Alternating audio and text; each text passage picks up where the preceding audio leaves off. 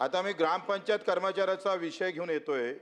ग्रामपंचायत कर्मचाऱ्याचा आपण उत्तरात असं म्हटलं आहे, ग्रामविकास विभाग अधिसूचना 19 ऑगस्ट 2025 आपण 10% आपण ग्रामपंचायत कर्मचाऱ्यामधून 10% आपण क्लास 3-4 ची नियुक्ती करतो। बचवा 25 मिनिटं झाले। पण आता हे ग्रामपंचायत कर्मचाऱ्याचा विषय तुम्ही घ्या लवकर घ्या। हा मी लवकर घेतो। आता तुम्ही सांगा, अनुकंपाच्या धर्तीवर याच्या नियुक्त्या केल्या पाहिजे। हा ग्रामपंचायतचा कर्मचारी त्याला 10%तून क्लास 4 क्लास 3 देणं गरजेचं आहे आणि आपण तो शासन निर्णय पण केलेला आहे। ते दरवर्षी नियुक्त्या करणं गरजेचं आहे। रिक्त झाले का त्याच्या नियुक्त्या झाल्या पाहिजे। त्या रिक्त जशा होते तशा नियुक्त्या आपण करणार काय आणि 3 वर्षापासून बंद पडलेली जी प्रक्रिया आहे ते लगेच सुरू करावी, पहिला प्रश्न।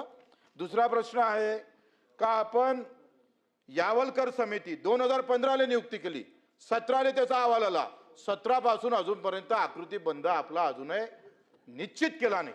तो किती दिवसात करणार? 10 दिवसात, 15 दिवसात, 1 महिन्यात? त्याची आम्हाला तारीखवार दिलं पाहिजे।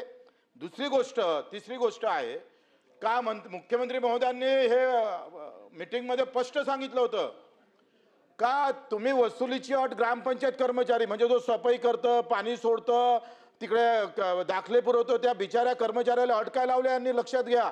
बीडीओला अट नाही, ग्रामसेवकाला अट नाही, कर्मचाऱ्याला अट आहे। वसुली करावं लागेल 80%। उत्पन्न असेल तर तुम्हाला देऊ। वाह, बड़े शहर है तो डर जाते हो और छोटा आता है तो उजागर बन जाते हो। वाह, म्हणजे तुम्ही सांगा त्या बीडीओचा काही संबंध येत नाही वसुली, त्या ग्रामसेवकाचा काही संबंध नाही, सरपंचाचा काही संबंध नाही आणि कर्मचाऱ्याला वसुलीची अट, उत्पन्नाची अट, ती अट न ठेवता, कुठली अट न ठेवता त्याचं मानधन त्याला दिलं पाहिजे, त्याचा निर्णय घेतला पाहिजे।